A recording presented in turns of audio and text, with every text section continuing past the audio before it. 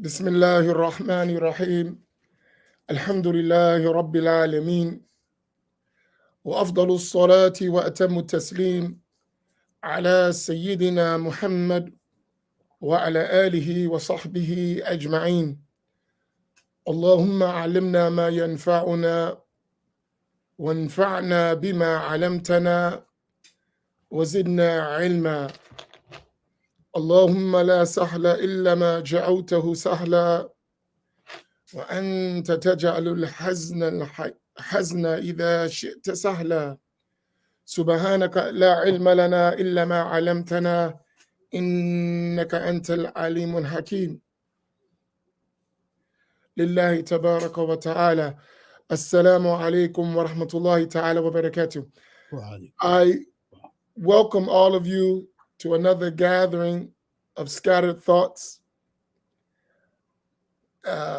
This morning, we have the privilege and the honor of having our Imam Dr. Al-Hajj Talib Abdur Rashid, Hafidhahullah Ta'ala, may Allah protect him. Amin.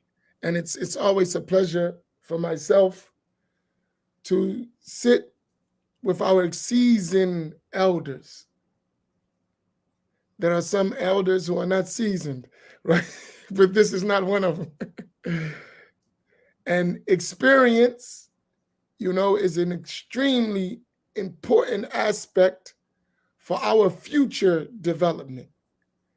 And we should keep that in mind. Experience is an essential ingredient that added to the recipe of future success.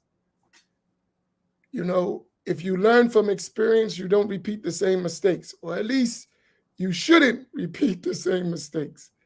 So whenever we have the opportunity to have these discussions and to have these reflections and to have these observations, we should be keen. We should have our pens and paper and tablets, notebooks, and we should be taking notes because, the old saying, I've seen this movie before, right? So maybe we may miss some things because we haven't seen the movie. So someone who has seen the movie, you can benefit greatly from. So today we're going to have Imam Talib, inshallah, share his reflections on his experience at the African American Islamic Summit, share his observations and his recommendations for the future, for our journey ahead, because we can talk about what we did, but now we have to talk about what we're going to do. And that's very important. So I welcome all of you back. Excuse me for yesterday. I was traveling, so it was almost impossible for me to make it. But inshallah, I will make it up for you by doubling on one of these days, inshallah. So I'm going to turn it over to Imam Talib. Bismillah, Sayyidi, wassalamu alaikum wa rahmatullah. And I'll let you go. Wa alaikum salam wa rahmatullahi wa barakatuhu.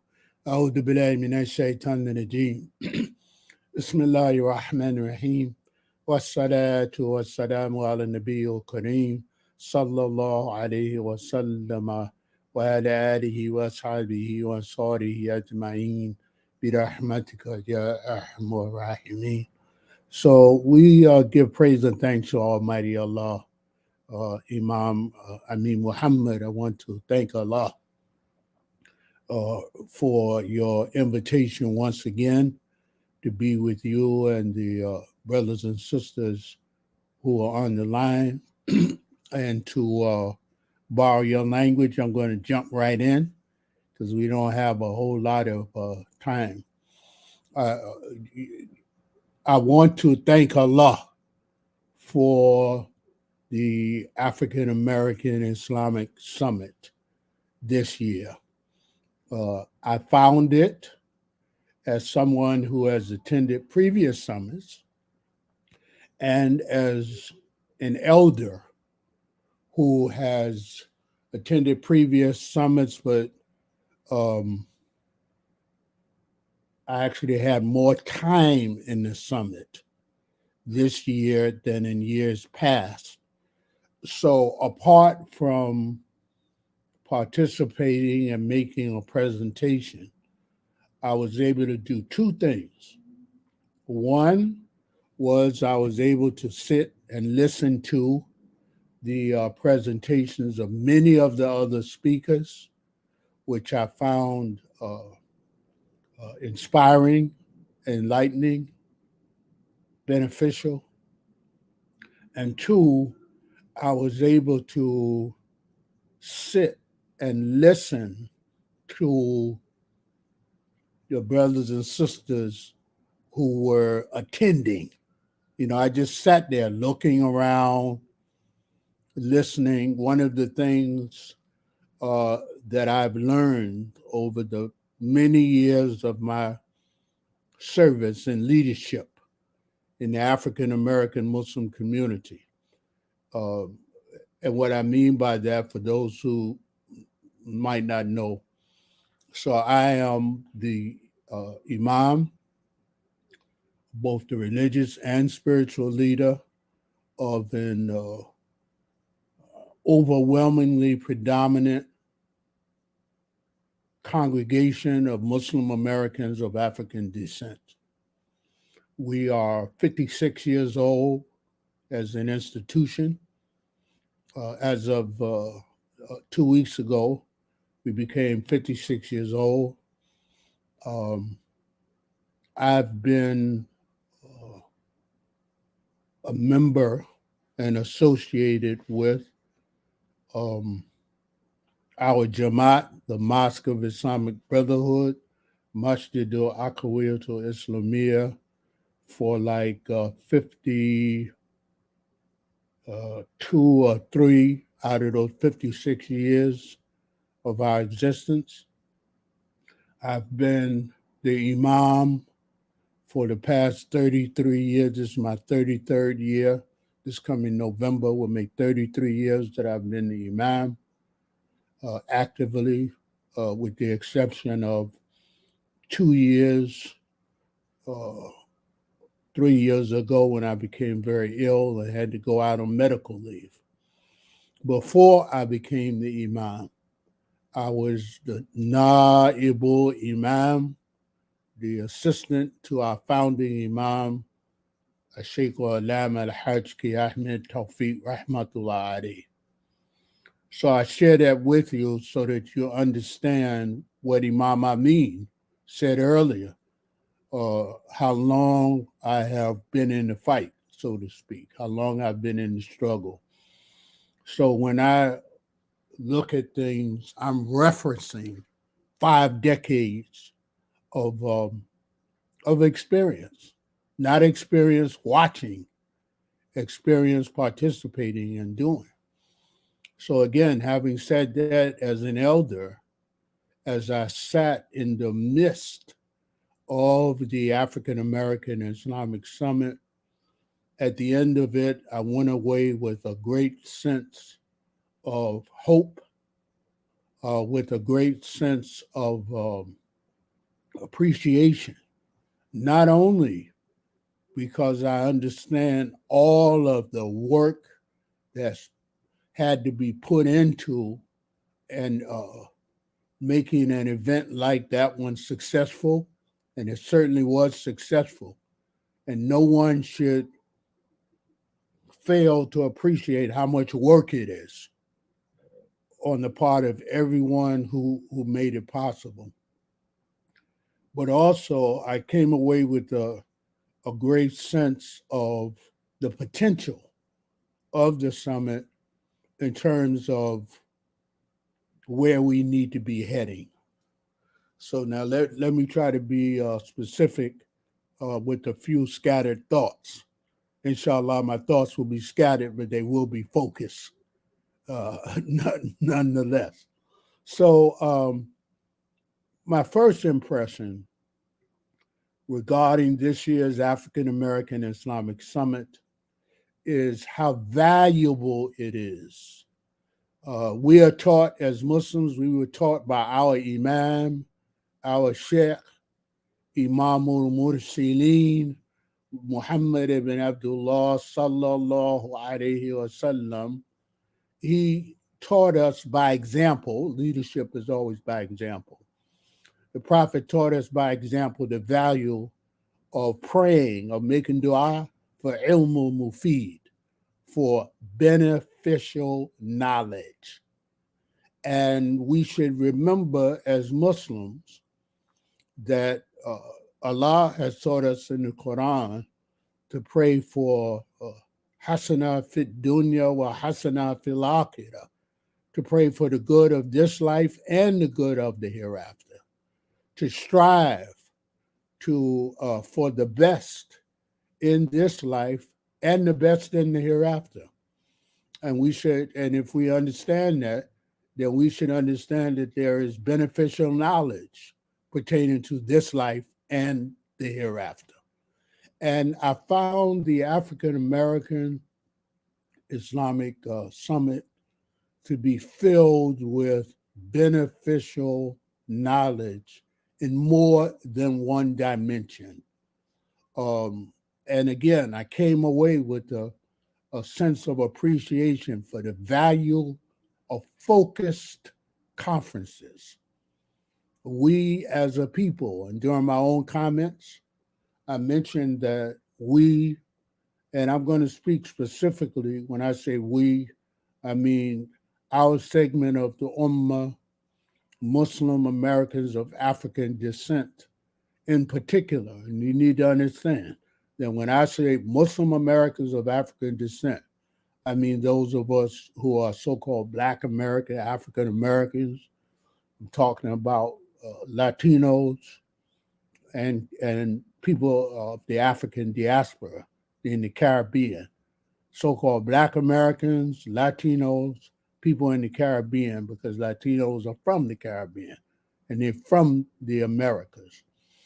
So there's a tremendous value, a tremendous benefit in us organizing and attending conferences and seminars that are comprehensively rooted in what I call the real world of Muslims.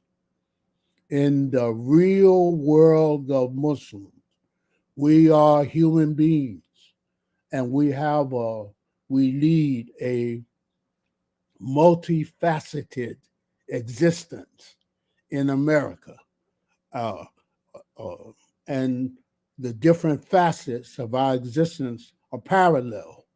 You know, we have a social world, a political world, or dimension. We have a social dimension, political dimension, economic dimension, psychological dimension, spiritual dimension.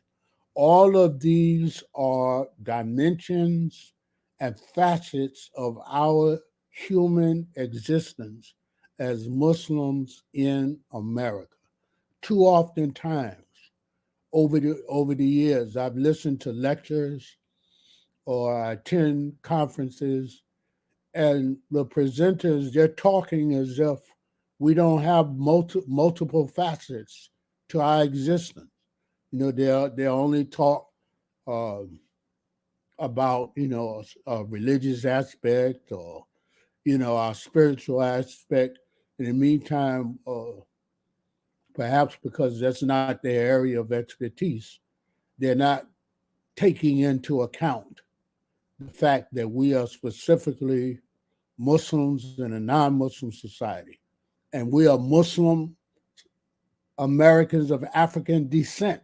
We're not just anybody in America. We're not just any Muslims in America. We don't have just any history in America. And our children and our grandchildren, I have grandchildren, our children and grandchildren are growing up in America, both Muslim and Black. And neither one of those things can be ignored. That which impacts the Americans of African descent, African Americans, Black Americans, a rose by any name is still as sweet. that which impacts all black people in America impacts those who are Muslims.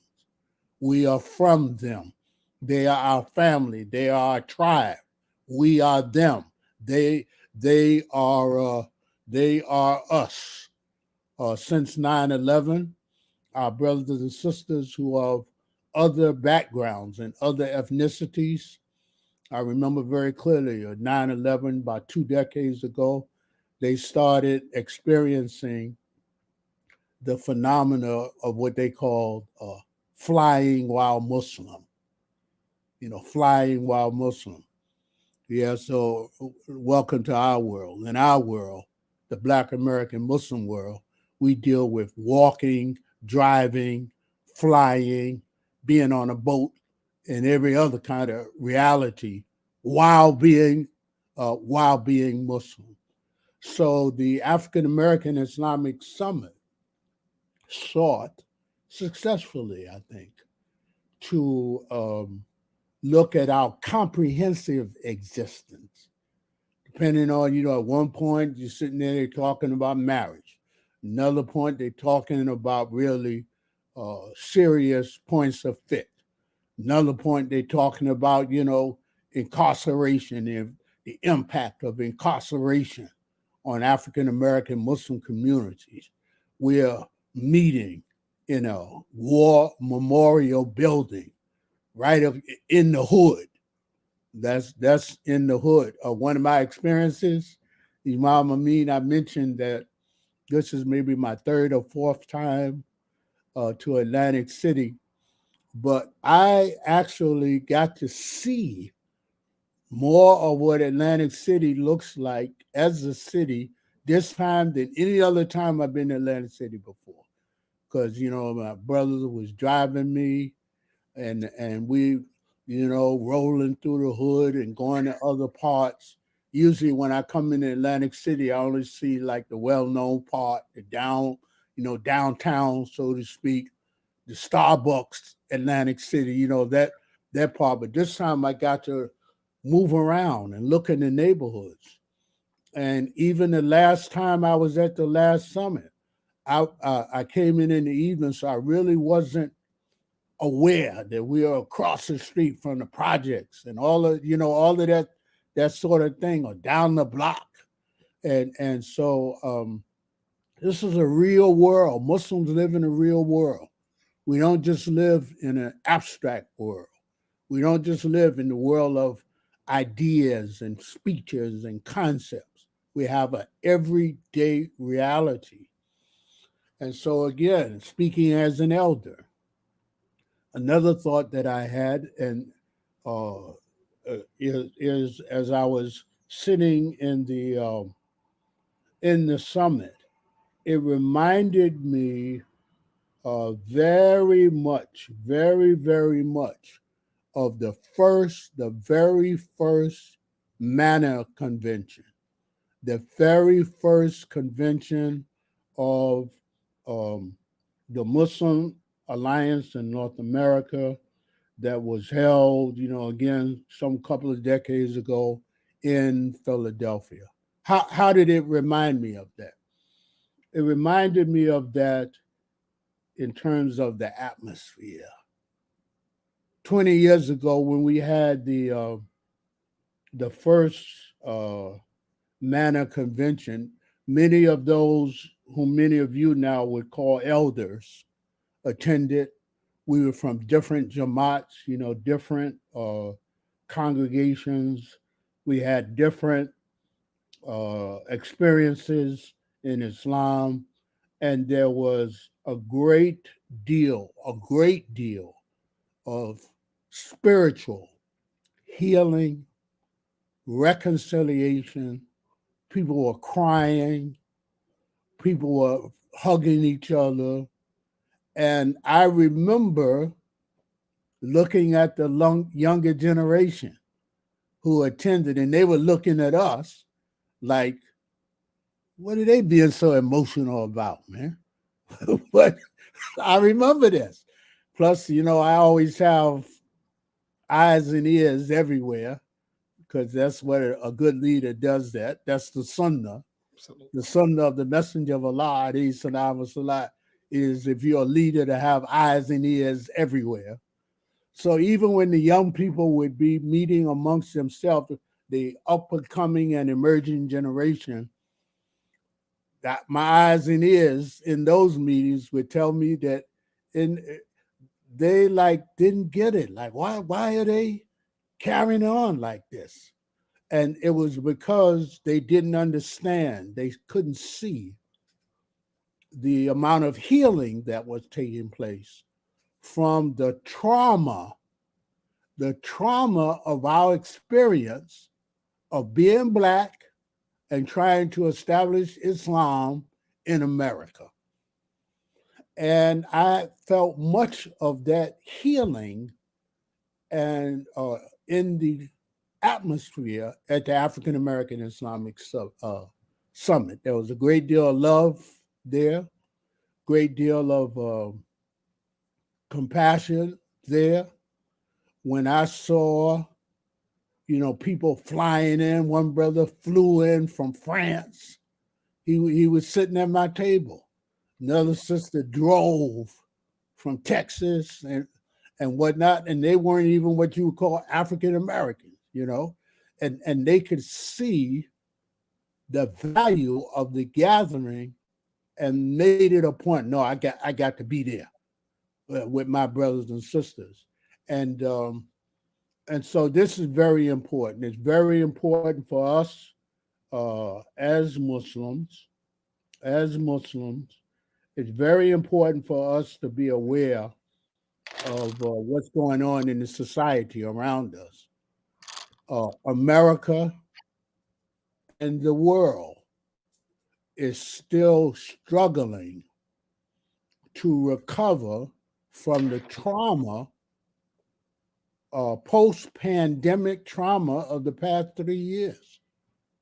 Don't be in a bubble somewhere and miss the fact that, it was just, what is today? Today is the 15th of May, I think. So it's on May the 5th, May 5th. The World Health Organization declared the end of the public emergency phase globally of COVID. And it was just the same weekend as the summit. Summit was Saturday, Sunday. That Friday, CDC made the same kind of announcement. So why do I mention? I mentioned that because I was watching a report that said that over the past 3 years, that 20 million people died globally from COVID. 20 million people. And I just started reading an article yesterday. I didn't finish it yet. But it was talking about psychological impact of the past 3 years on people and how during the isolation, during the pandemic, that many people were suffering from isolation. They domestic violence, reported domestic violence went up. Drug abuse and use in the society went up. All of these things happening. Why? Because of trauma. And the Muslim community has not been immune from that trauma. The Muslim community has not been immune from the isolation that we all experience. And I witnessed that at the summit. At the African American Islamic Summit, brothers and sisters, particularly those who are maybe not from Atlantic City, they were so glad, so happy to be with one another. Brothers and sisters, they hugging, they smiling. After the summit was over, they were all on Facebook, on Meta, gushing about how glad they were to see one another. And I would imagine it's the same thing like on TikTok and these other venues, but I'm not on there, so I don't know. Facebook gives me enough of a headache. And so I confined, but they were definitely on Facebook, posting up. They were feeling happy and relieved and grateful to Allah subhanahu wa ta'ala. And all of that was part of healing.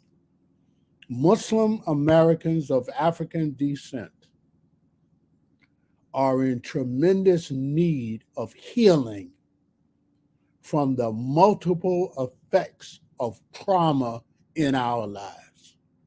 I was particularly struck and impressed by the presentation of the sister Sabria, Sheikh Abdul Kareem's Zawja. I was particularly impressed by her presentation. Why? Because again, she opened up, a window for us to look at ourselves from the vantage point of our exposure experience as Muslims in America, and to look at the good, the bad, and the ugly. The good, the bad, and the ugly. And that was so, for me, as someone from a counseling background, apart from my work all these years as imam, I worked as a counselor in community mental health clinics and things of that nature. So I'm just sitting there looking at the whole picture when she said to the audience, well, I'm not up here to talk at you. I'm up here to elicit responses and participation from you, she said. And this is, let me digress for a minute to say that I'm sure Imam Amin and myself, we understand the value of that as leaders. That is the sunnah of the Messenger of Allah, alayhi salam wa salat. He didn't talk at people, he talked with people. He sat and he listened. When I started off this morning talking about my 5 decades of experience as a Muslim in this community, what I meant to say, I don't know if I said it or not, but what I meant to say is that as I have matured in this position, my appreciation for listening has increased dramatically. When I was young in this work, young imam, young in the work, I dare say I spent more time talking than listening. Now I spend more time listening than talking. It is an exercise, it's a counseling exercise called compassionate listening. And so as I sat listening to Sister Sabria's presentation, and she invited the audience in, though, and that was another thing. I was impressed by the numbers. I was grateful by the numbers. As people rolled in, Imam Amin knows this, as people rolled in on cosmic time, That's the new term, cosmic time. it sounds better than CP time, People were rolling in on cosmic time. They rolling in like, that was well after Fajr and well before Zuhr. So, yeah, but they got there. And as they rolled in, she invited them in. Come on in this conversation. I'm here to listen. You're going to talk. And she invited us to look at 4 aspects of our exposure experience as Muslims in America. And those 4 experiences were the Nation of Islam, the Darul Islam movement, the Ansar Allah community, and the Salafi movement. I have never been present where anybody has even brought that out in a positive, analytical way and said, let's look at the good, the bad, and the ugly, because the fact of the matter is, she said, many of us are products of one phase or another. She did that exercise where you put the large sheets of paper on the wall and people are going up with stickies. And as I sat watching, I noticed some people they went to more than one. They went to more than one of those papers and were making comments and what have you. At my table, I'm sitting one of my naibs. I have more than one assistant imam, and one of them was with me, and he has been at MIB since he was about 17 or 18 years old, and he's now pushing 60, I think, or late 50s. And he said, as somebody who took Shahada at MIB and who has always been a member of MIB, he went up and he just looked at the papers and he came back, he said to me, all the comments, Imam Amin is going to love this. He said, all the comments about the Ansarullah community are negative, man. What kind of stuff is that? So I said to him, that's what we call it. Go ahead, Imam, after you, I'm going to say something. Go ahead. I'm sorry, I'm going to cut you off. So he said, yeah, man, that's not right. So I told him, put that on a sticky and go put that up on the, on the paper, on the board. And so he did that, and he mentioned that. And I'm going to let Imam Amin jump in here. Go ahead, Imam. Quickly. I went to the Hampton University's graduation yesterday, and I'll say it this way, right? So I forget the sister's name. She's a costume designer. She did Stephen Bill, and she did Wakanda and what's the new movie? The other one. Yeah. The first one was Wakanda. What's the second one? Black Panther and Wakanda Forever. She did all that. And she actually got 2 Oscars. Yes, she did. First, she was the main speaker for the graduation. Amazing. And she actually brought those 2 Oscars out and said, I'm the first Black designer, period, to ever achieve this. And she stuck them on this podium. Amazing. And so she gave her talk. So she said, welcome friends, welcome family, welcome supporters, and welcome haters. That's where I'll stop, right? Answer haters. So you want to know why the criticism? No, I'm just joking. Go ahead. So the young people say that's hating, right? Go ahead, Imam. Right, that's right.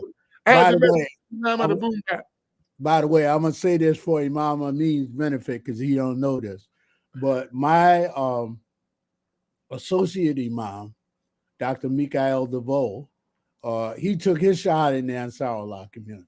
I mean, and so, like I said, and when you look at our experience as Muslim Americans of African descent is multiple, it's varied, and all of it has good, bad, and ugly, and we are not alone in the world when it comes to that. That's the other thing. We looking at ourselves, and because we're being self-critical, we say, oh, well, we have this and that and the other shortcoming. Yeah, but look at Muslims in other countries. They had the same thing. All of them had to struggle with groups and alien influence to their Islamic ideology and all of that kind of thing. We are no different. So I mentioned that Sister Sabria. I said to someone quickly, I said to a younger person, they're in their 20s, and they were talking about this type of thing. Them was early groups. They're talking about groups now. I said, sometimes we got to accept we've been hoodwinked. We adjust, we learn, and we move forward. Absolutely. We accept this happened. We adjust. We learn from it. We move forward. Absolutely. And so again, I saw these as positive experiences.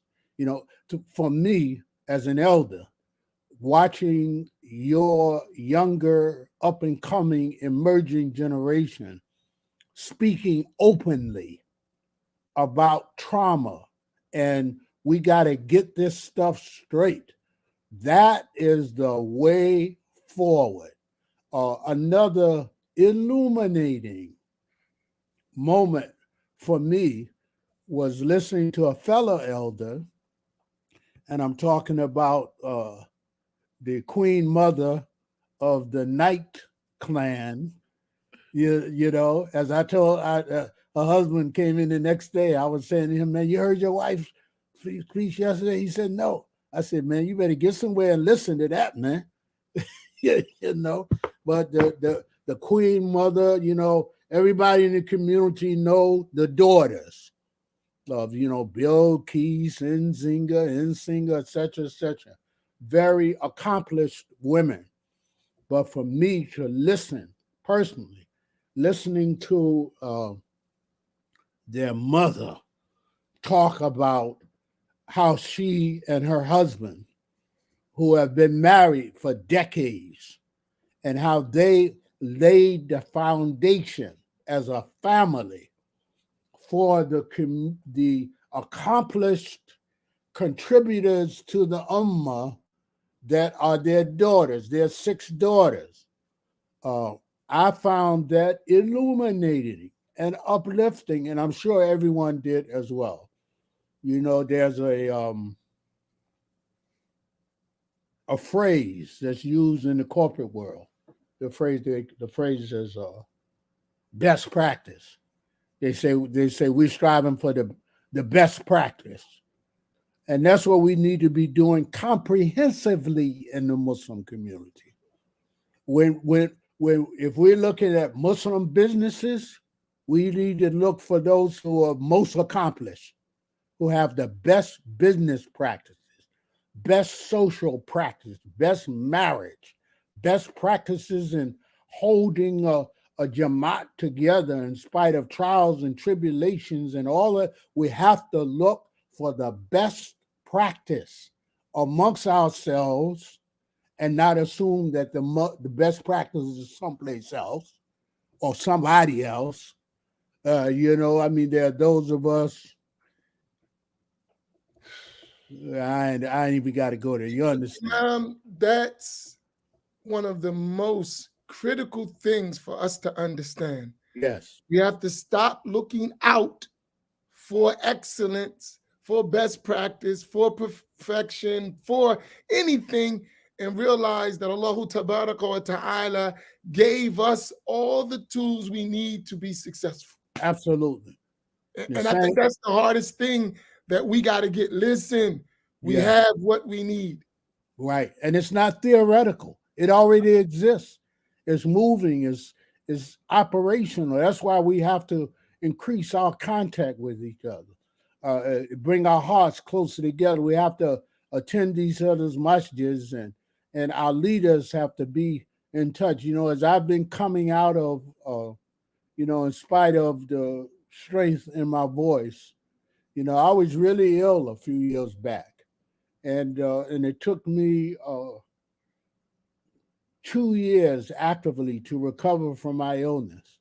And one of those years, I was in a wheelchair for a whole year.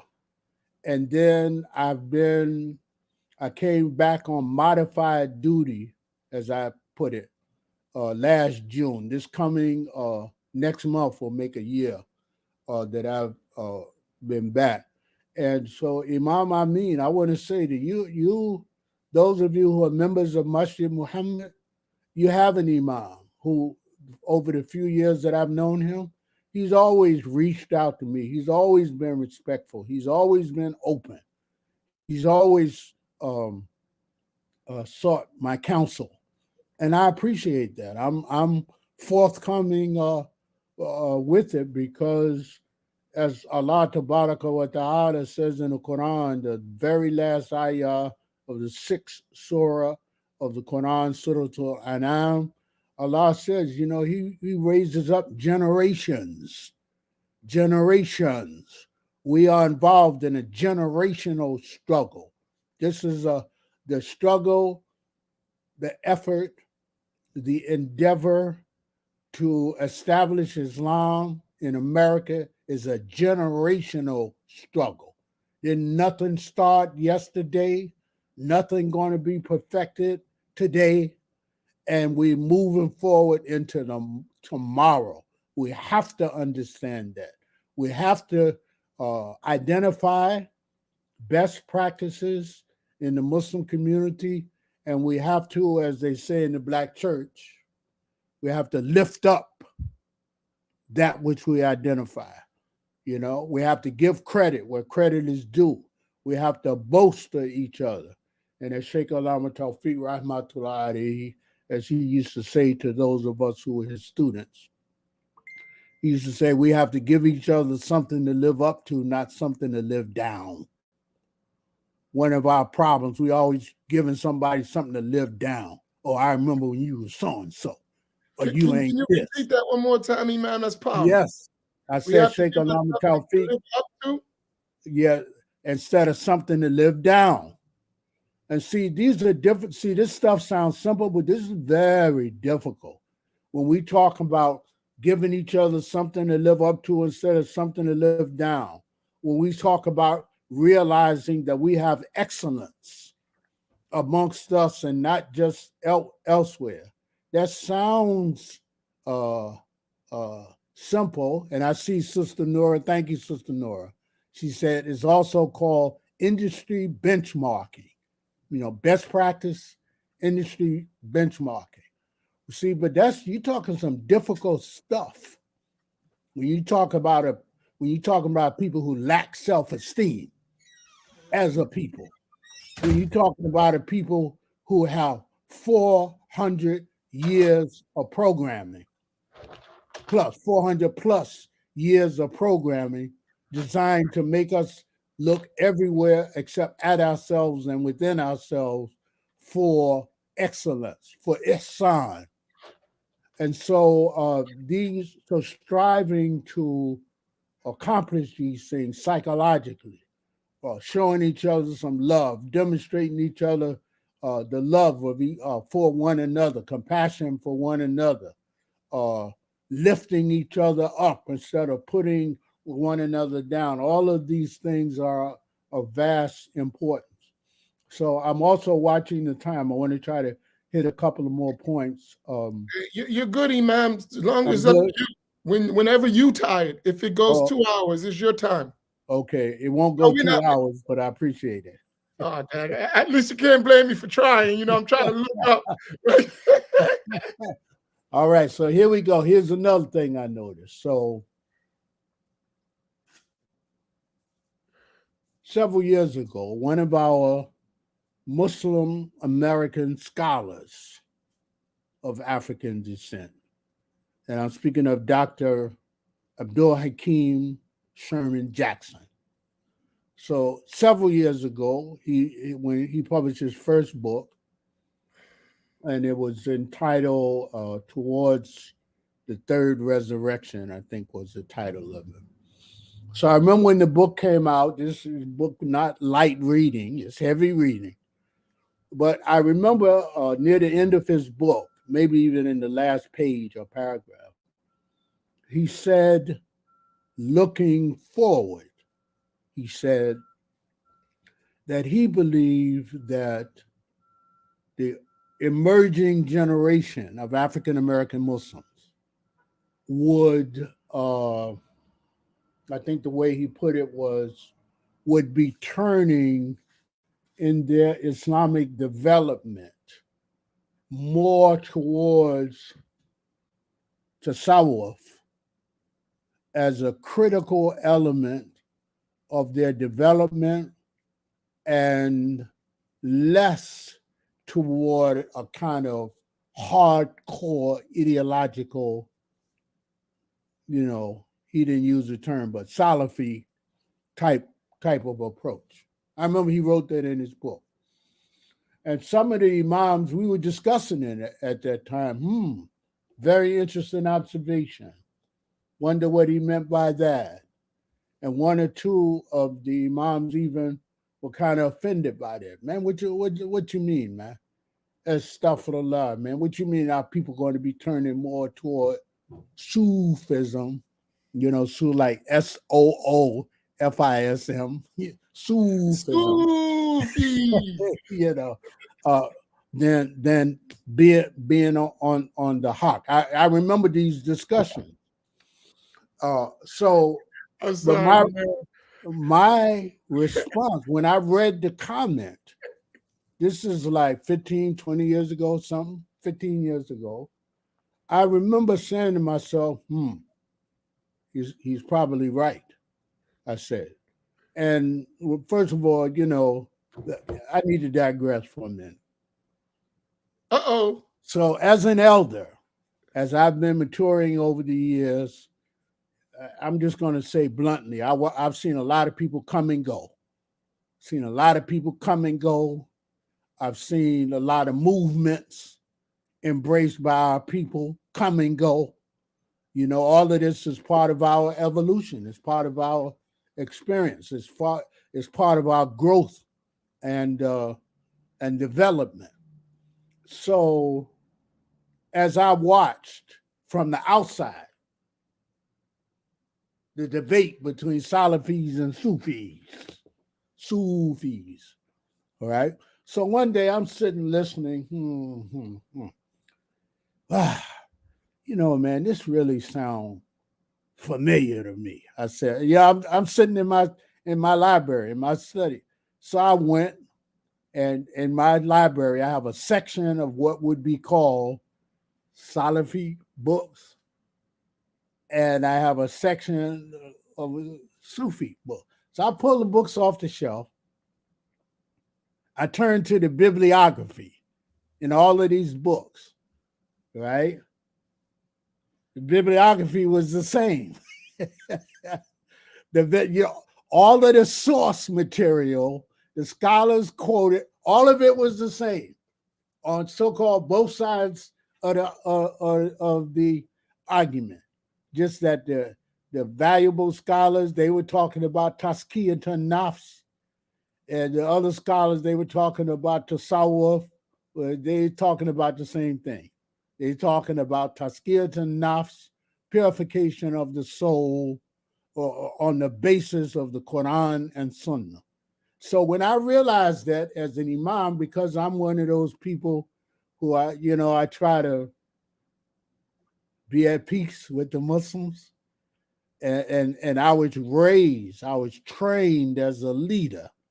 I was trained as a leader to calm down and be flexible in my dealing with the Muslim. That's how I was trained. Can I share something with you, Imam? Please do. You said some beautiful things because I'm in listening mode and deep listening mode because several things you say,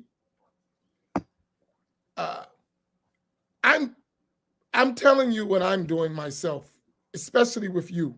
And I wish I could do it with more, but everybody's not like you, right? May Allah increase your kind. I mean, We've been taught that we don't have anything by others, right? And as one who was raised in this Sunni tradition, this scholarly Sunni tradition, I've been very fortunate, right? alhamdulillah. I finally matured to realize, and I say it regrettably, that nobody really care about us. It's a hurting thing to say. It really troubles me. It gives me knots in my stomach just to even think about it. But I cannot ignore reality. And I've matured to what my great grandmom used to say, I'm too damn old to apologize and not say what I feel. I remember those statements. I'm quite sure you've heard our elder say that. Absolutely. My great grandmother used to say stuff like that. I'm too damn old to be apologizing, right? She would just say stuff, right? I'm like, whoa, right? But I've matured to understand that statement.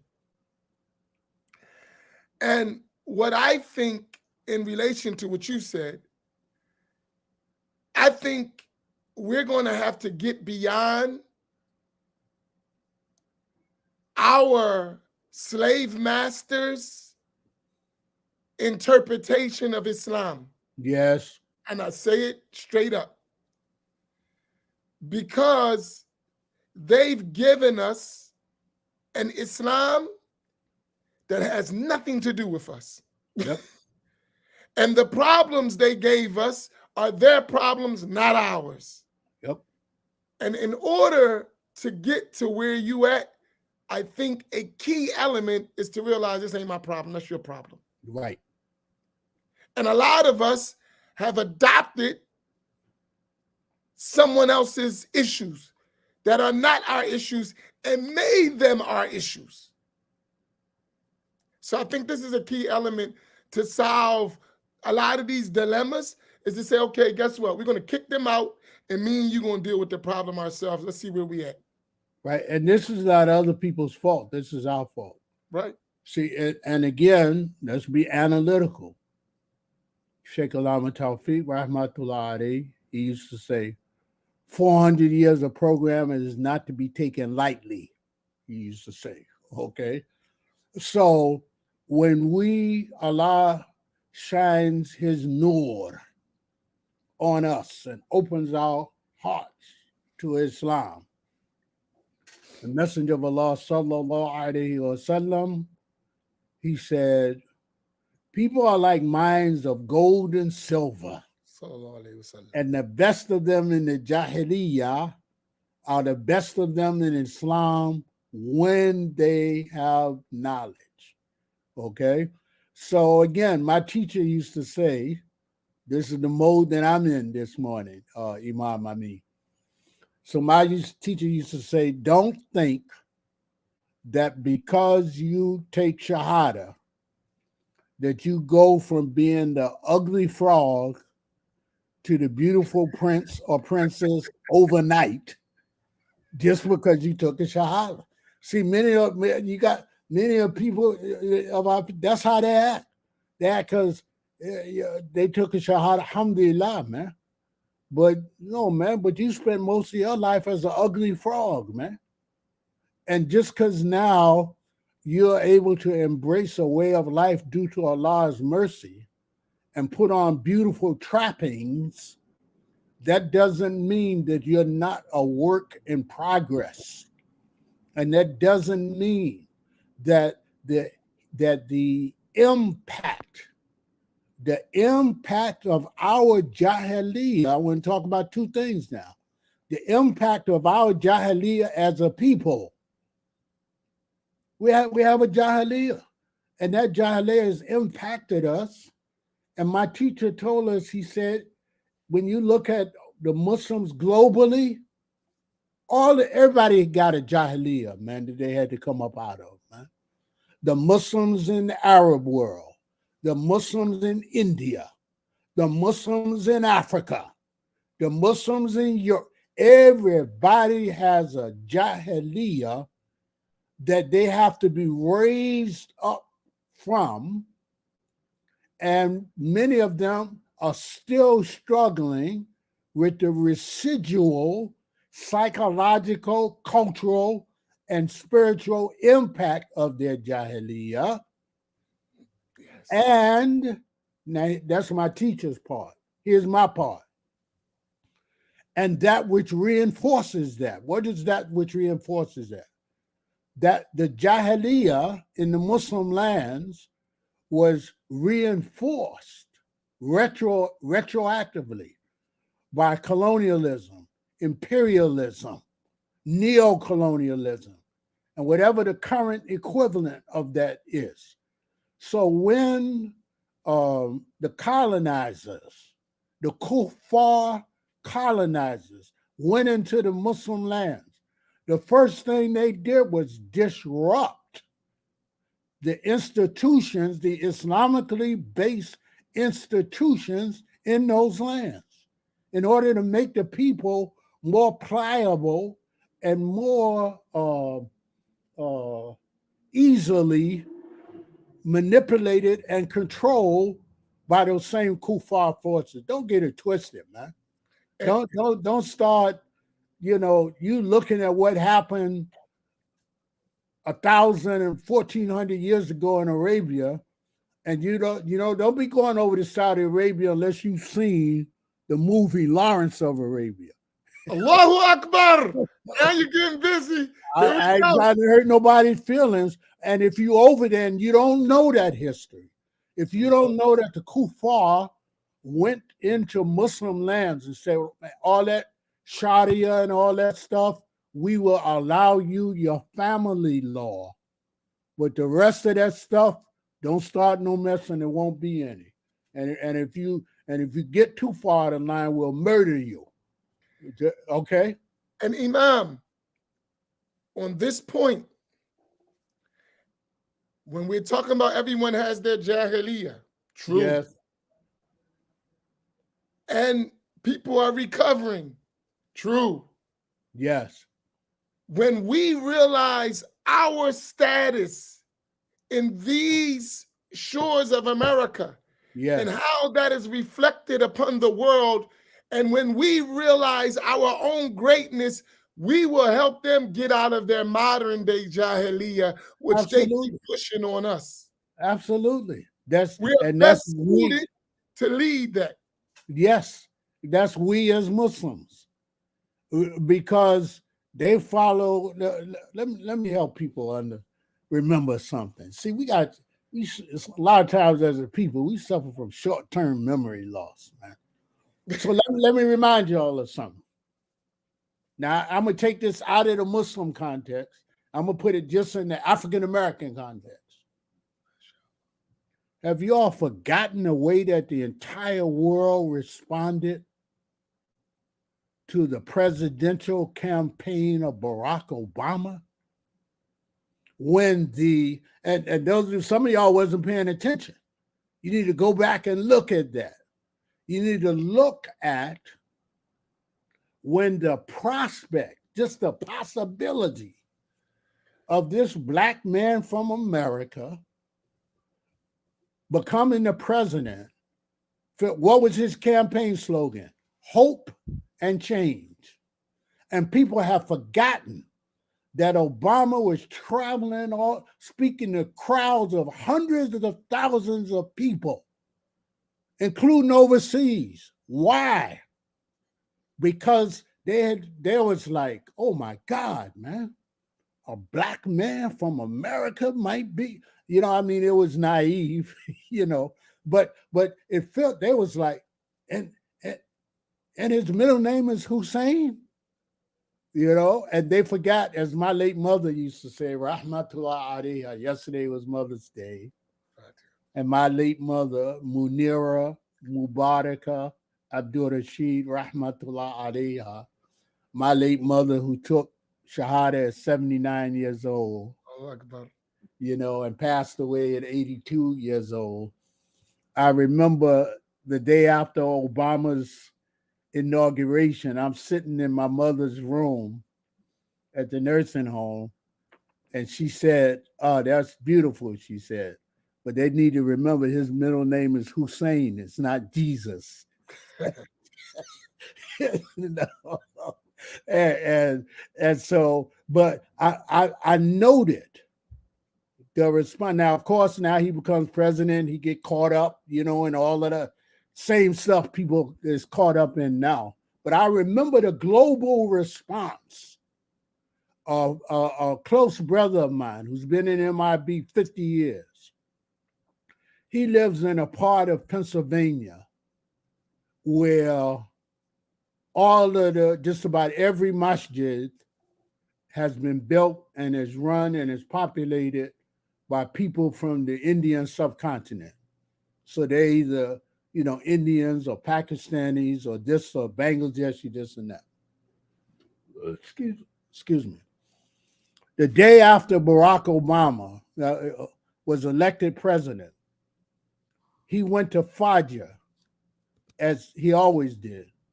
And he said after Fajr that the brothers who were at the Salah lined up and were shaking his hand, congratulating him, for Obama being elected president. I'm trying to show you how people think, how people see, how they, oh my God, back when Bush was president and Colin Powell was his Secretary of State. I remember reading many a time, many of the Muslim leaders, they say, no, man, we want to talk to Colin Powell, man. Yeah, you know, because they felt, no, and because this kind of stuff interests me. And so I would say, they say, you know, he talked man to man. He respects us. He don't come in the room like with what we would call the white supremacy. You know, the white man got a God complex, as the last poet. He don't come in with any of that. He comes in with dignity, straightforward, and people respected his leadership. The president who he was serving played him. How did he respond? He resigned. Man, I'm out of here, man. Y'all used me to set the people of Iraq up. Now that I know what's happening, Mr. President, here's my resignation. I'm out of here. Dignified. So what is the point I'm trying to make? I'm trying to make the point that people have a respect and a regard for us as Black people in America in terms of what was done to us, what we have survived, what we have achieved in spite of all of that. And if we would just believe in ourselves and stand up as witnesses, listen, this is what Allah has done for me. This is my qualification. This is what I bring to the table. No, I ain't got your money. I'm not in your hip pocket, like, but this is who I am. Our problem is not how other people see us as much as how we see ourselves. That's our problem.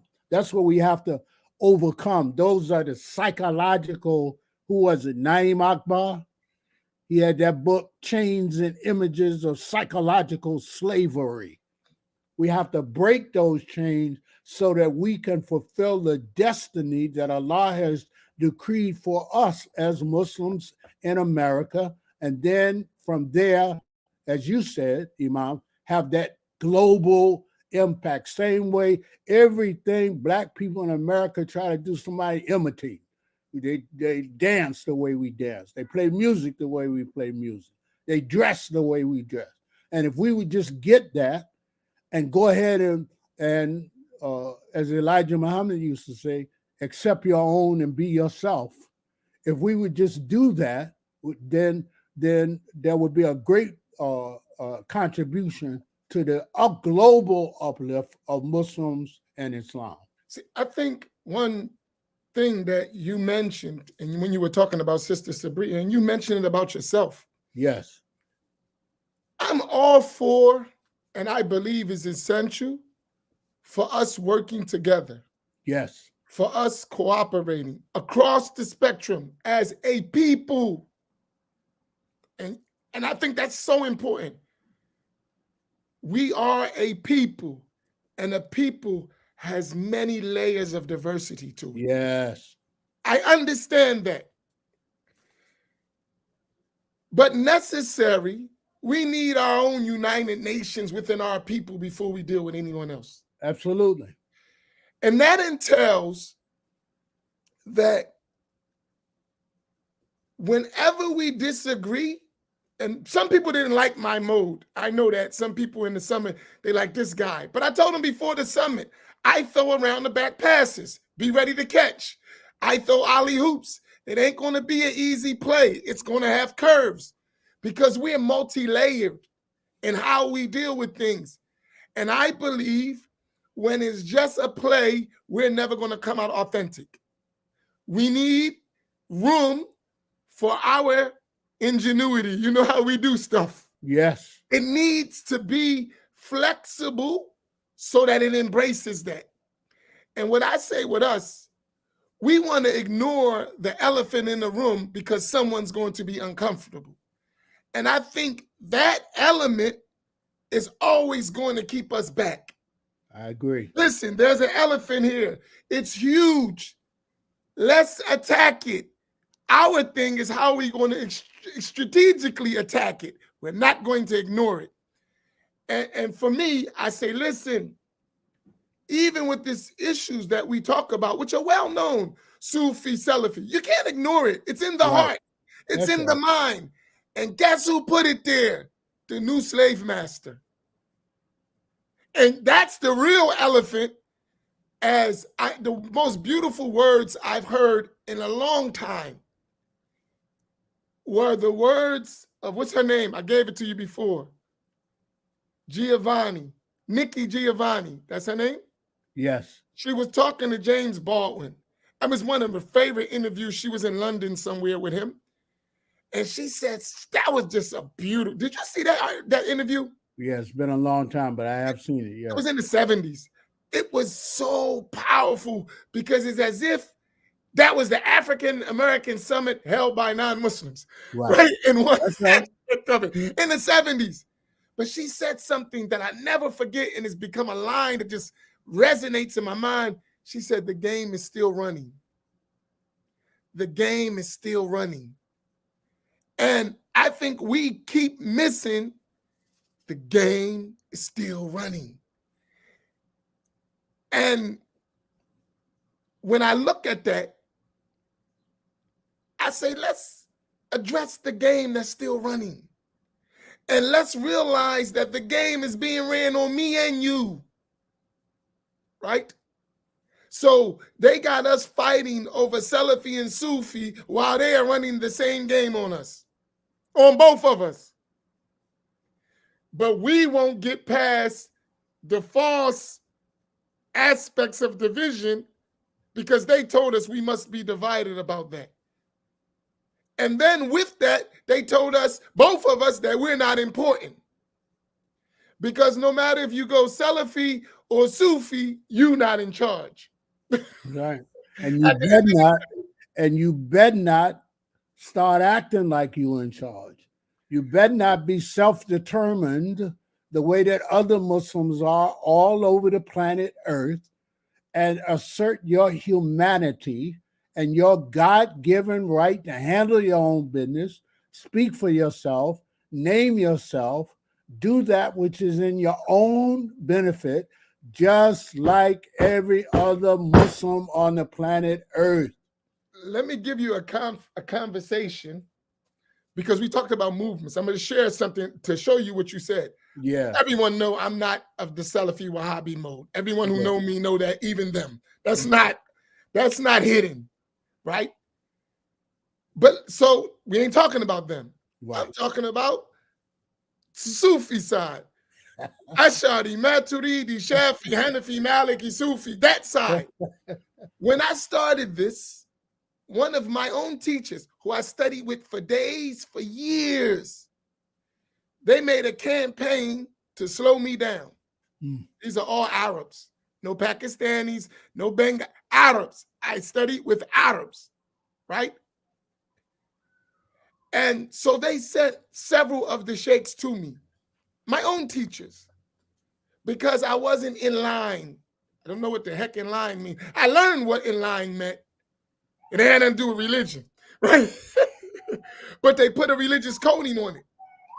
So they sent one, I ignored them. Then they sent one who was very close, who I studied with for years, one-on-one, like a real close teacher to me. So he comes, not in the sheikh student. He comes, we brothers. Listening. And so the first thing they tried to do, they saw that we were building a platform, and we have a strong platform. They've been following the summits, and they saw that we're consistent.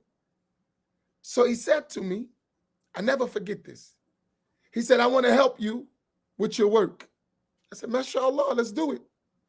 He said, I need you to give me all of the contacts. This was like a Malcolm moment for me. Lord, I need you to give me all the contacts for all of your students, and everyone is following you, so I can show you how to arrange it. So I responded to him, and it really shocked him.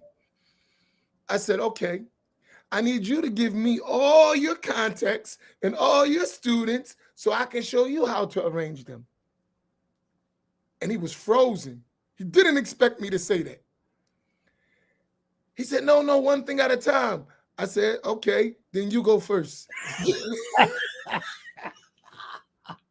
I'm not exaggerating. I know you're not. And you know what he said to me?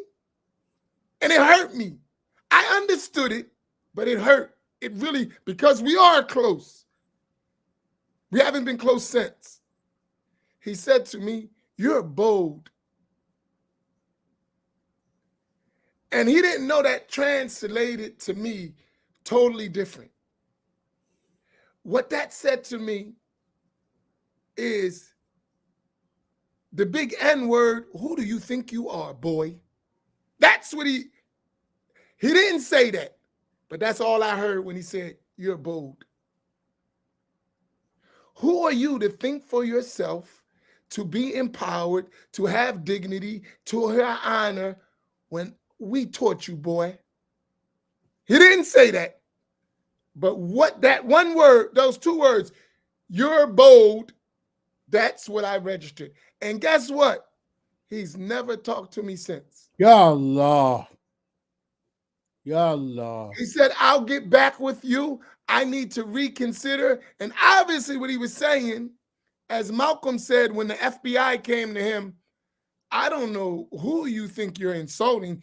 You would insult my intelligence to think I'm going to give you the list of Elijah Muhammad and his followers. I don't know who.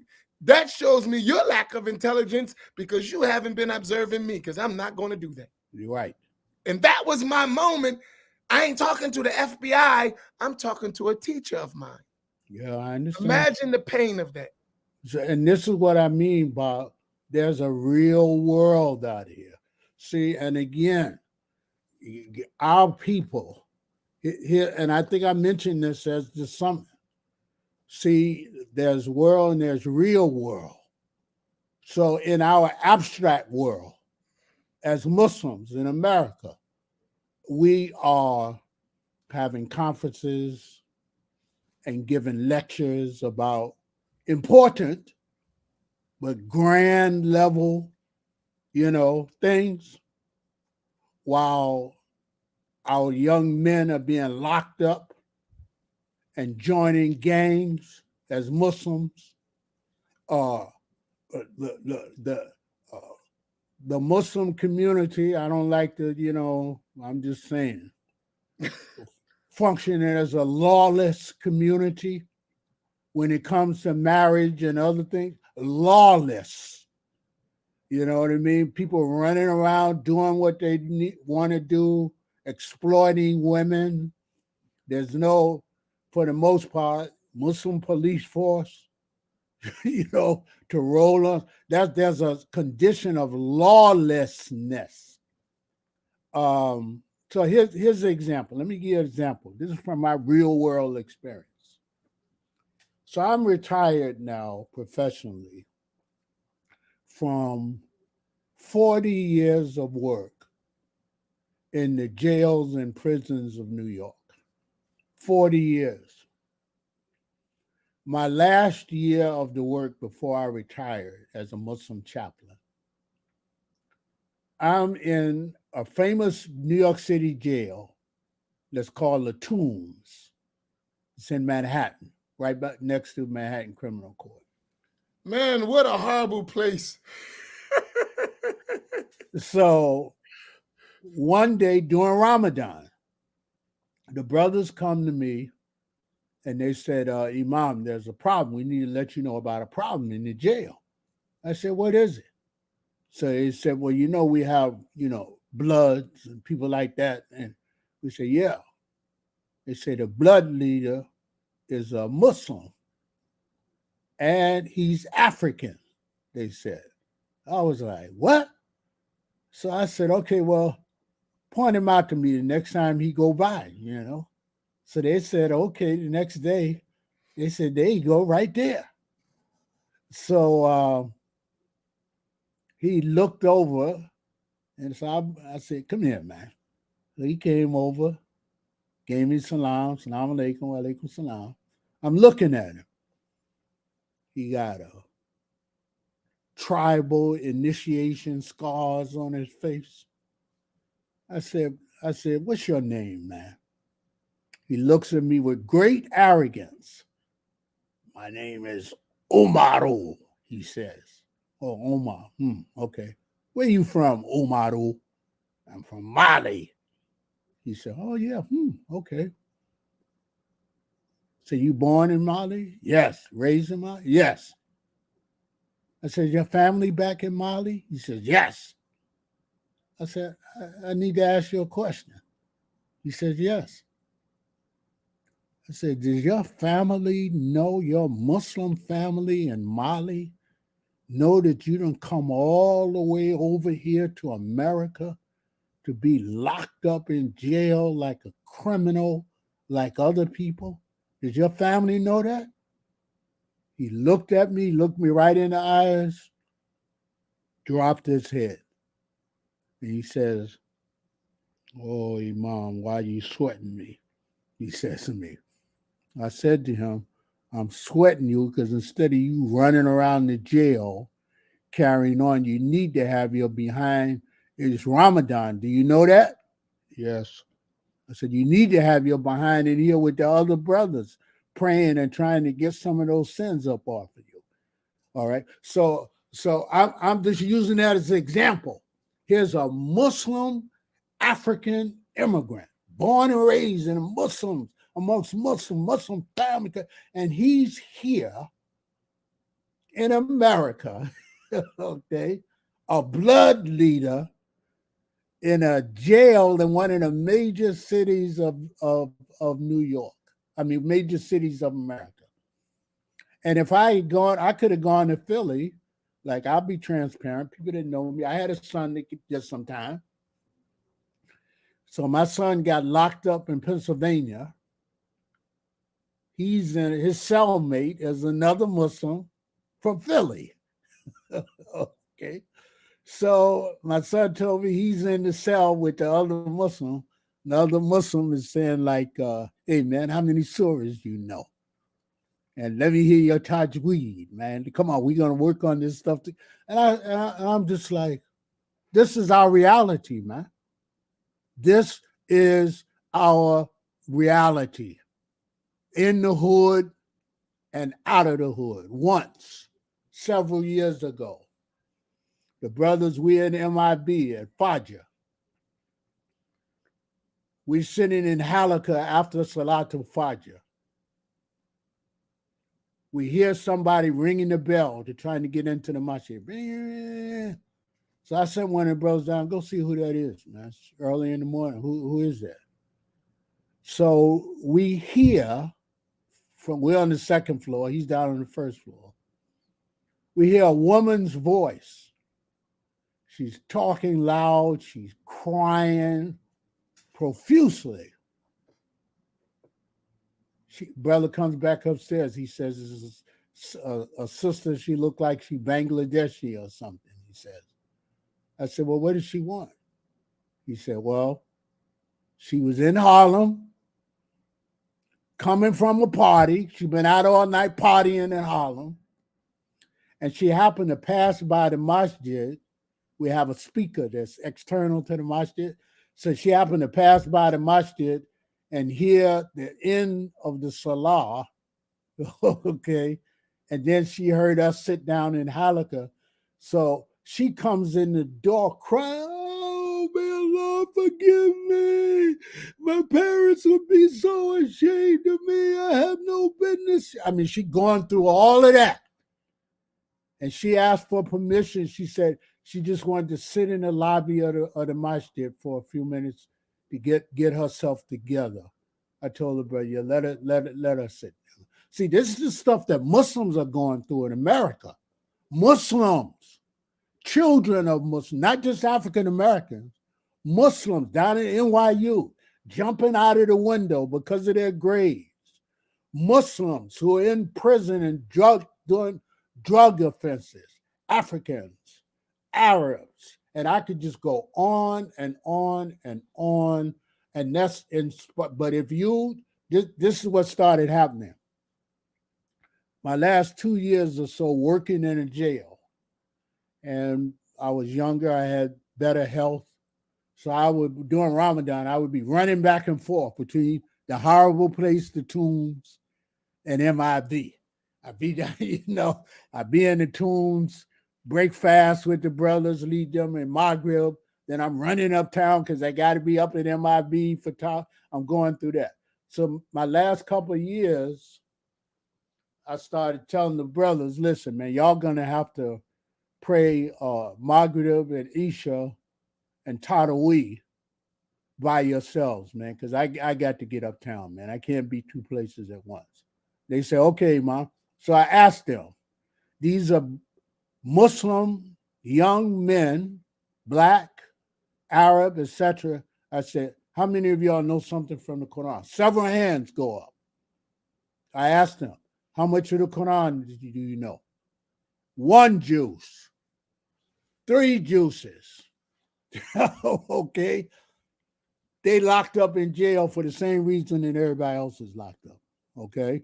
So until we start dealing with these sociological problems that have political implications, religious implications, spiritual implications, we got to deal with stuff on the ground that's impacting our future in America. And I could give examples amongst the girls and women also. Muslim girl, I know a sister who's a Muslim chaplain in upstate New York. She's African American, born and raised in the Deen. Her father's from the Dar Islam movement. She works in secure youth facilities in upstate New York, and she encounters Muslim girls who run away from home, end up in the street, end up using and all of this kind of stuff. And somebody will say, oh, well, they just poor, or no, they're not, man. And not to mention what goes on college campuses and some of the elite universities in America where Muslims are just losing their minds while people posturing as Muslim leaders or elite Muslim scholars are standing up talking all this flowery discourse while our children are sliding down the hills of America as America goes down the drain. We have to deal with this. I want to give you an example. Every Friday, I teach the university students. Friday, before Jumu'ah and after Jumu'ah, is sessions for university students. Okay, so alhamdulillah. University to the Masjid. Yes.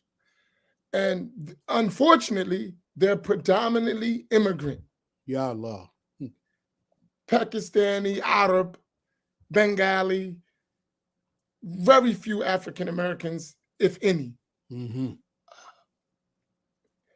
So yes, last Friday, I said something to them. I said to them first, while their parents are maintaining their back home roots, their children are entrenched in this American reality. Deeply entrenched. So their habit is, we're the only African-American led masjid in this area, in Atlantic City. I won't say in the area, in Atlantic City. So they don't like being under Black leadership. This is just real. Those who do is not Black leadership. They just like Imam Amin, right? But that's real. So they always start their own masjids. They've never stopped. So they're building another masjid. They already got 3 or 4. Now they're making 4. Now they're making number 5 because each group needs their own masjid. The Bengalis need their own, the different types of political things among the Bengalis, the Pakistanis, the Egyptians, this stuff goes on. So they open up another masjid. So I says to the children, those university children, youth, I says, what y'all gonna do when the new masjid open? And you should have saw their faces like, how did he know that's supposed to be a secret? I said, I got eyes and ears everywhere. So they like, Imam, we're going to tell you, we're not leaving you. We have to follow our parents, but we're never leaving you. Because what we realize when we come here, it's going to be real life. Yes. Look, they said, what we do realize when we come here, it's going to be real life. And they were talking about their own experiences. Of course. Where they got the hijab and they're behind the curtain when they go to their center. But when they come out here, the hijab come off. They dealing with LGBT. They dealing with drugs. They're dealing with, and they said the only way we're going to get these issues solved is right here in Masjid Muhammad. So that they are dealing with the same exact thing. Yes. And you hear the discussions.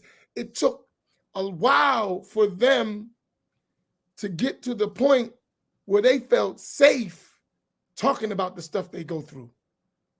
Yeah, so one of the things that I hope, Imam Amin, is that those who are listening to this, those in the listening audience, that they'll appreciate what was in fact a feature of the African American Islamic Summit. Another feature of, and I'll begin to wrap this up, but another feature of the African American Islamic Summit was it was full of real talk. Real talk.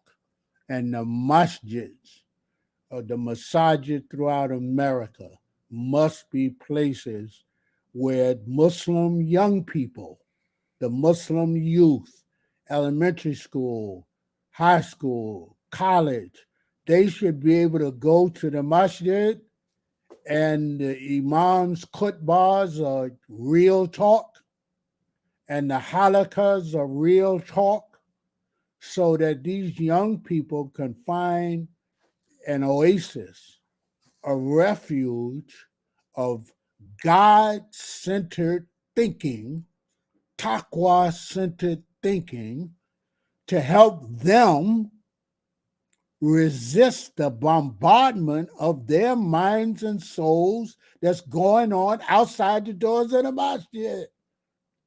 If they can't come to the masjid, if they can't come to their leaders, male and female leaders, if they can't come to the imam to try to get fortified, then where are they going? Where are they going to go? Who's going to help them? Yeah, I know all us old heads, we set in our ways. The enemy ain't even focused on us. They focus on our children and our grandchildren. How are you going to fortify them? You say, well, I'm going to so-and-so country. Oh, man, please. Where you going? Are there situations you might say, well, situation better? Okay, yeah, good. But it's 6 of one, it's half a dozen of another. Yeah, you ain't got to stay in America. Yeah, okay. But though the majority going to stay in America. This is analogous to the public debate in the Black community after the Civil War. So you had our people, some of our people were saying, man, I ain't staying here, man. I'm going back to Africa. Others said, well, yeah, okay, but the majority of us are not. So what we going to do here?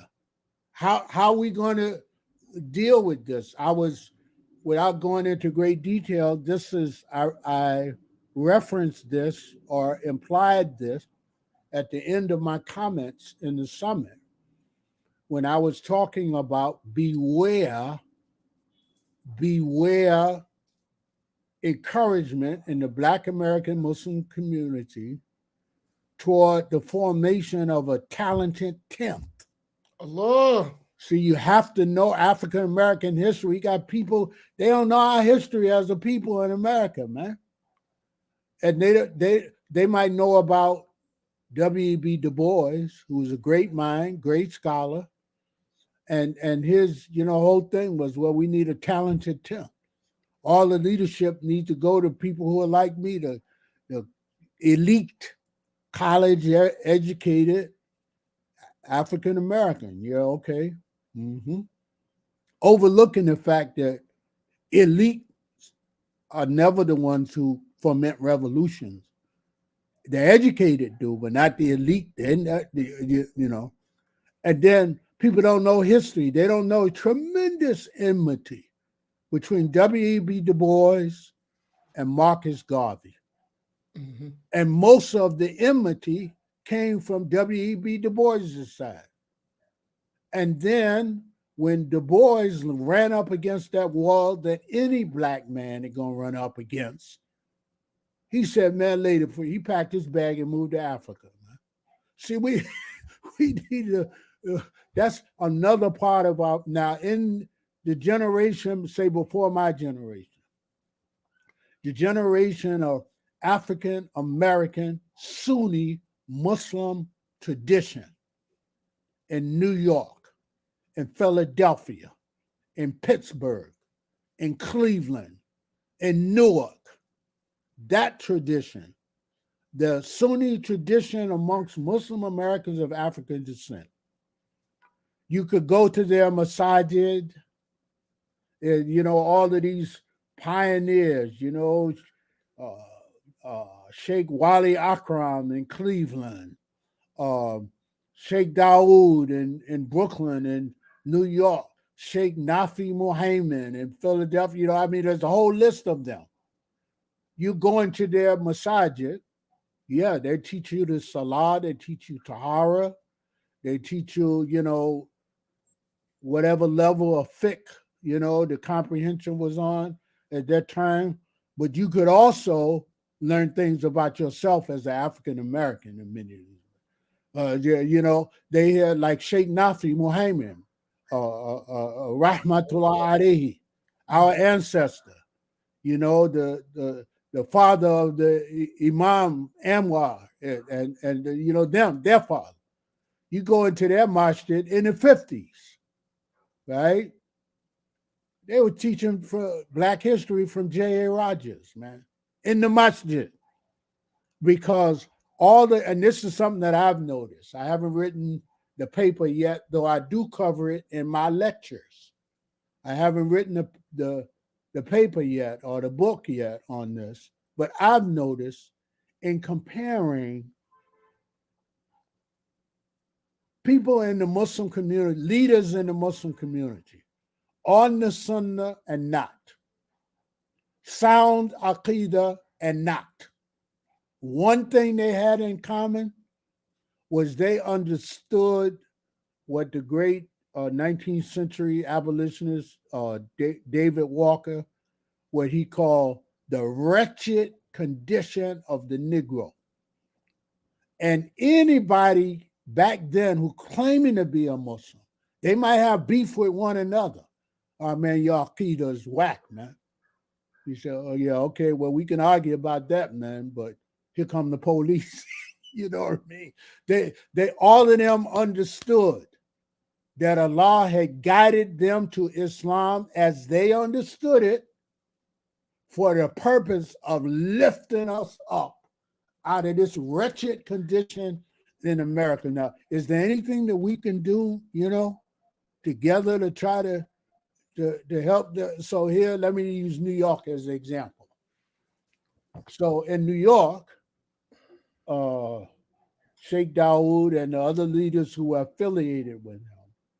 See, for instance, everybody understood you Black in America, you better get you some land and you better have some independent income. So at the same time that Sheikh Dawood was publicly, vehemently opposing the teachings of the Nation of Islam and Elijah Muhammad, at the exact same time, he organized Black Sunni Muslims. They went upstate New York in what is now called Fishkill, New York, and Buffalo, New York.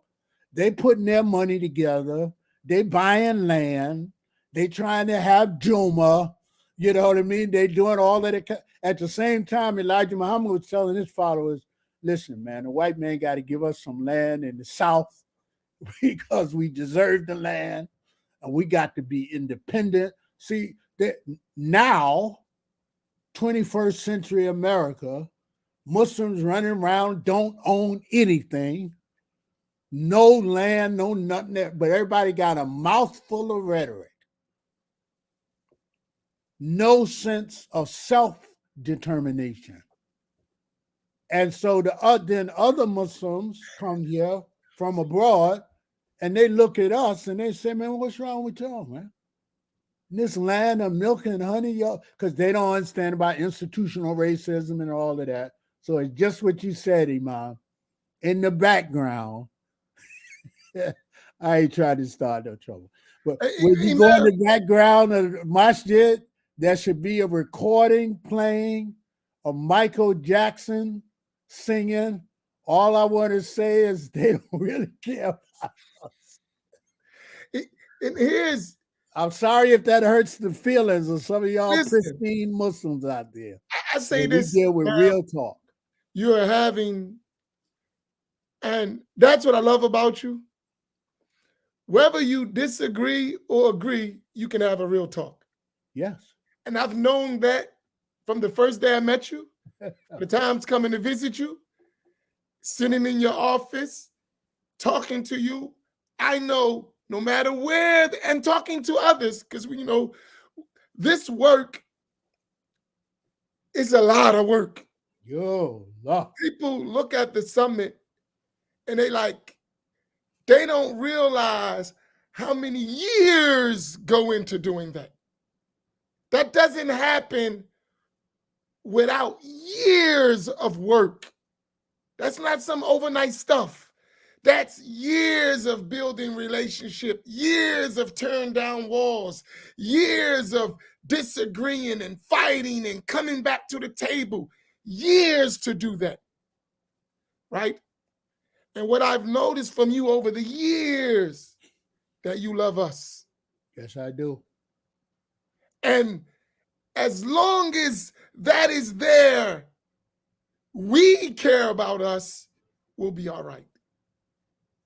And when we realize that, that's the most key, that's the most important element to our real growth in these circumstances. Yes, and our surviving and our thriving. Imam Amin.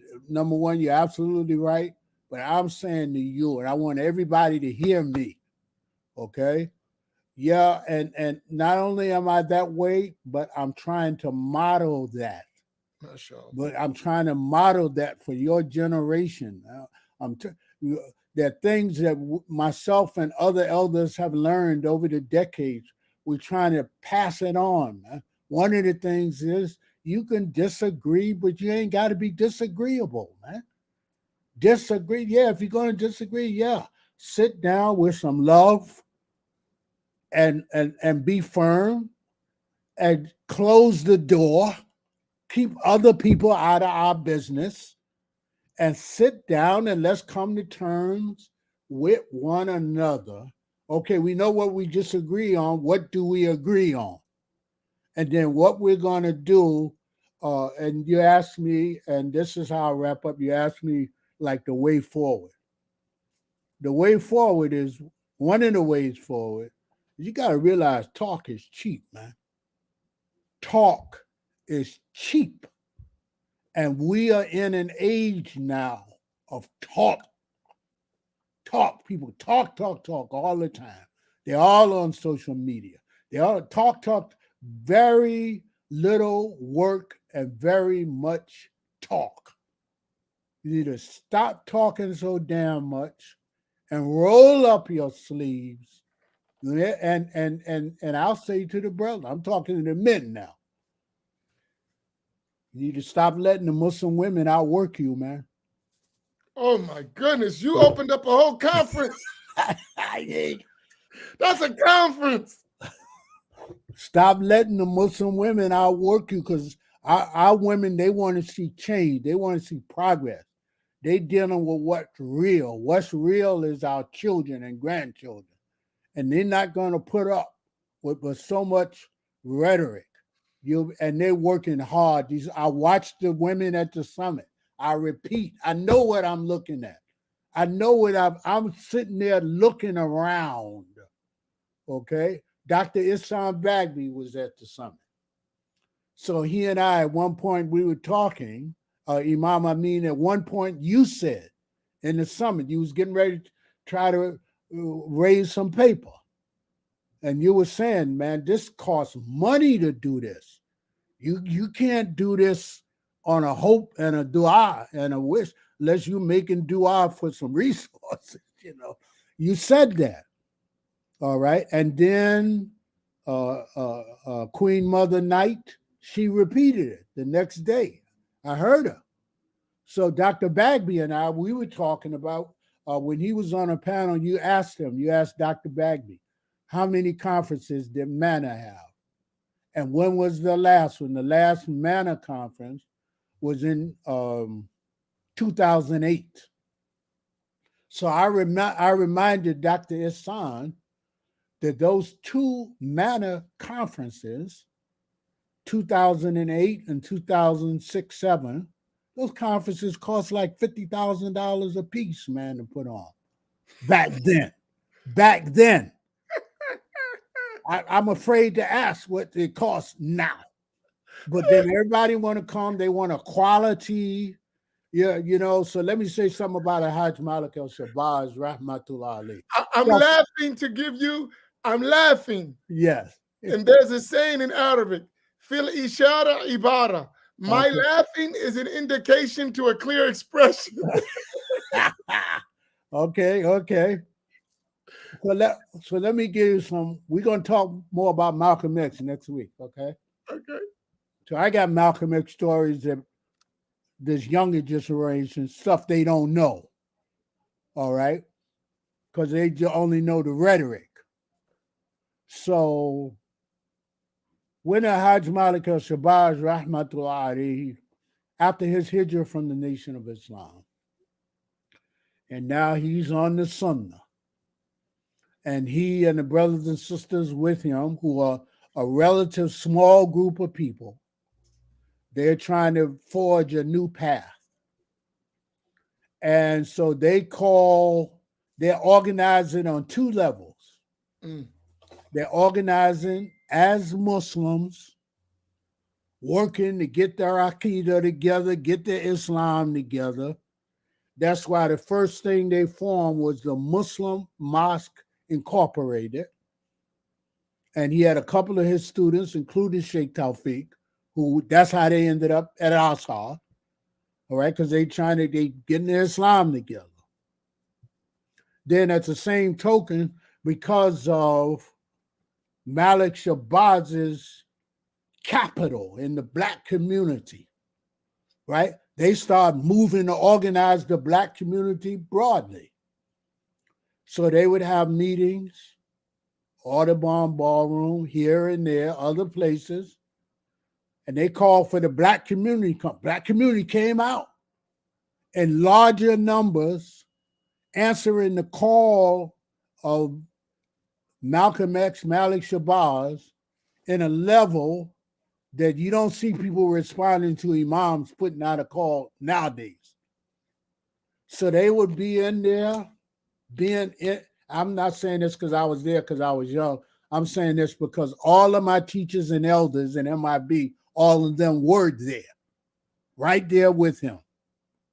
And they said, I remember Sheikh Tawfiq saying, people would come, hundreds of people. They hooping and hollering, cheering and carrying on.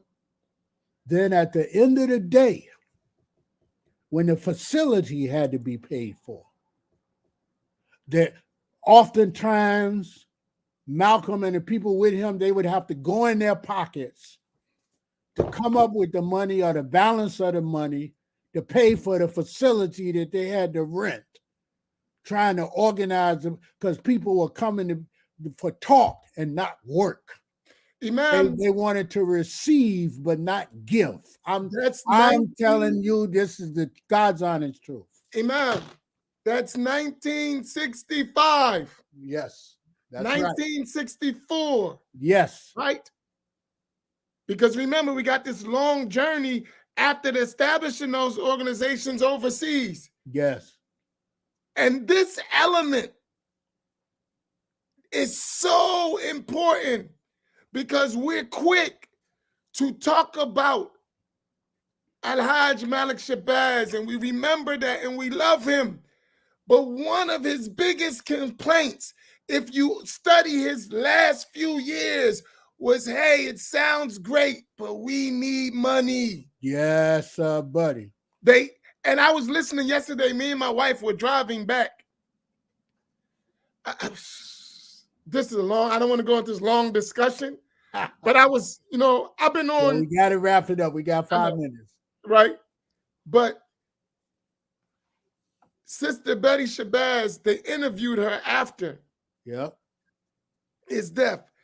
And she said, we don't have no money. And people think he was getting money from here, and we don't have any money. We don't have money.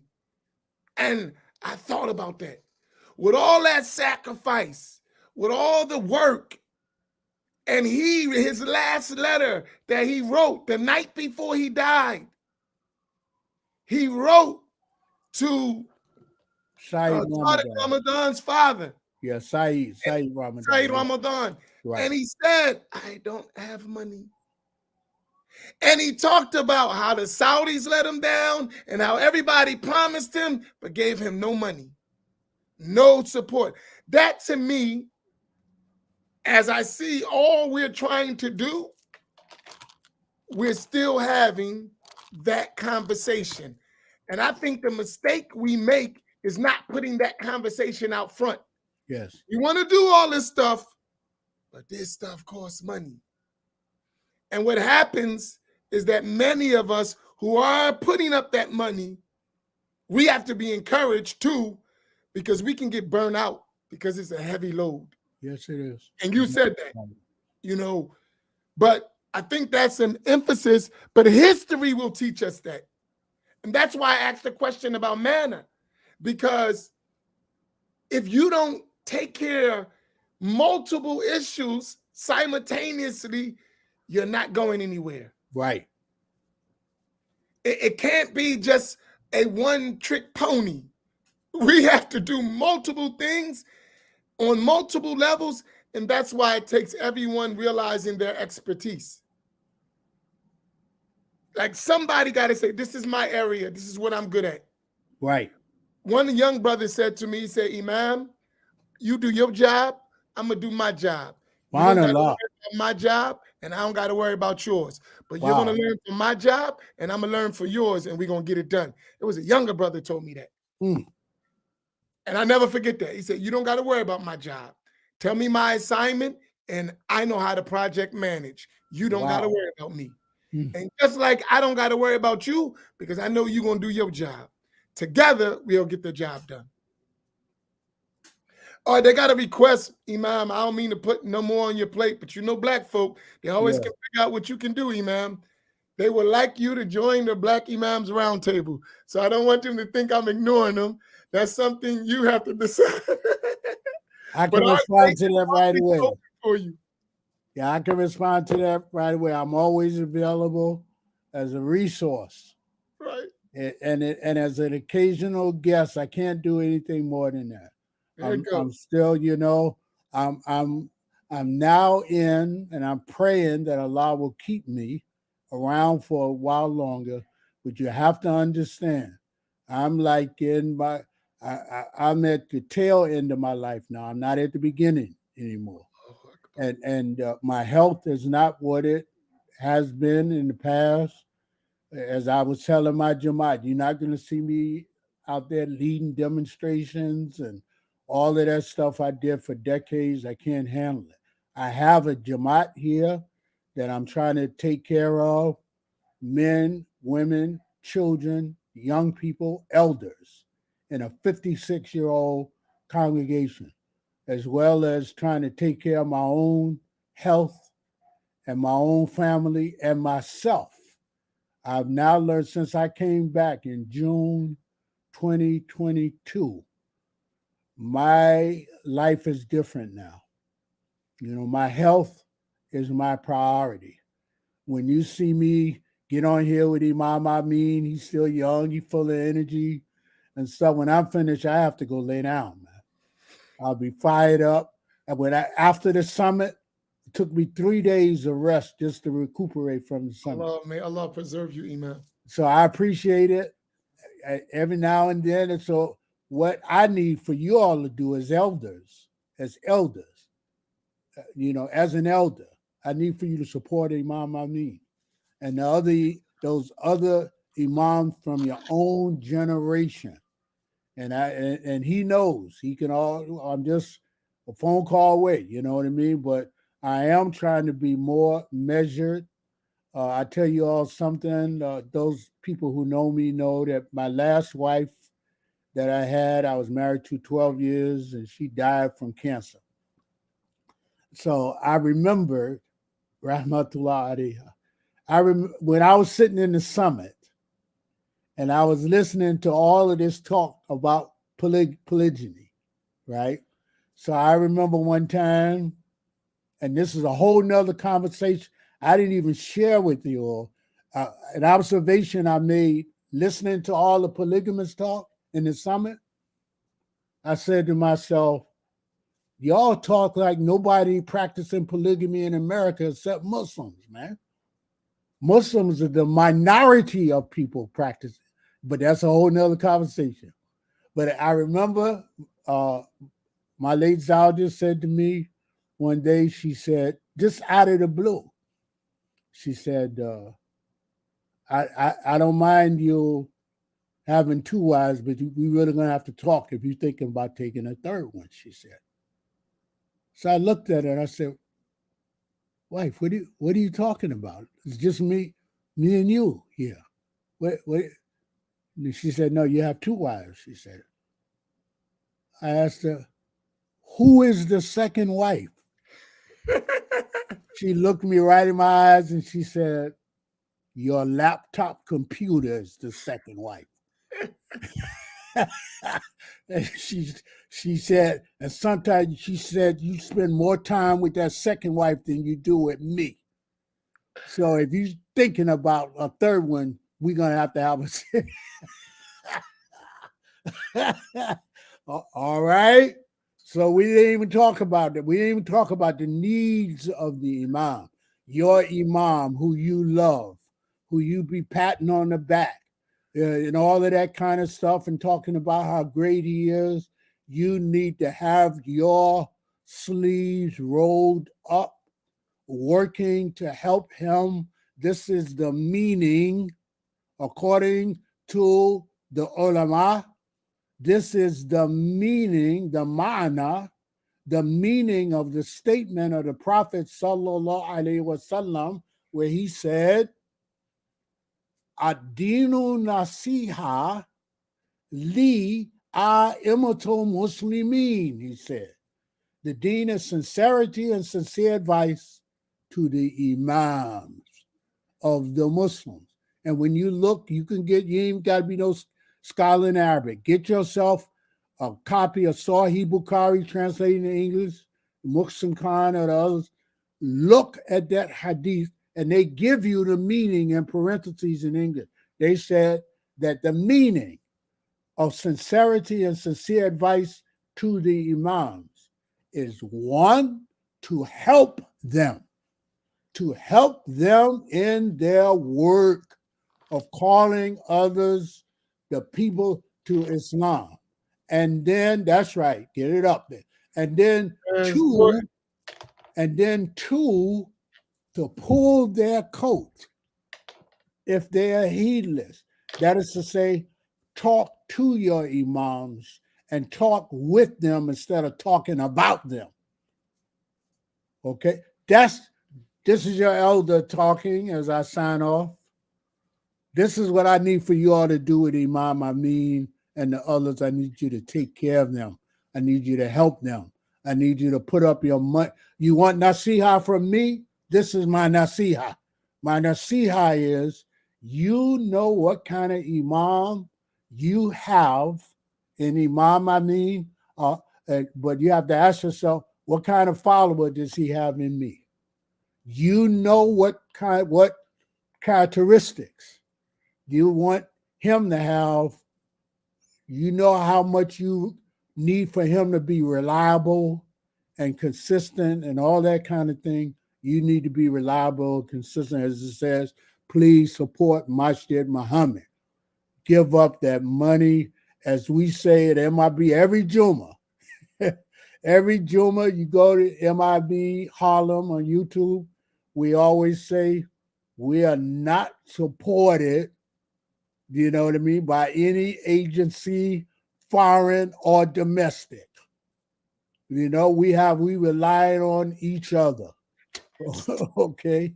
And so this is Imam Talib Abdur Rashid signing off. I thank Imam Amin.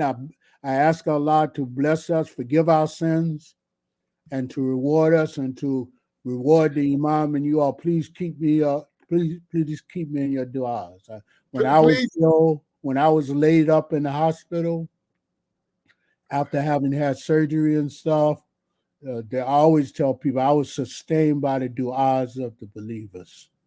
And so with that, I'm going to turn it back over to Imam Amin. Quickly, Imam, excuse my bad behavior, but I love you so much. We got you to 1 hour and 56 minutes.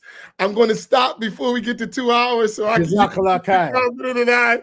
So let us recite Al-Fatiha for healing, for well-being, for long life and lutf and afiyah for our great Imam, our Imam, Dr. Al-Hajj Talib Abdur Rashid, whom we love so much. Let us recite Al-Fatiha, that Allah gives him tawfiq in all of his matters, in his deen, in his dunya, in his health, in his family, in his community, and let him continue to be a light for us all. Bisir Asrar Al-Fatiha.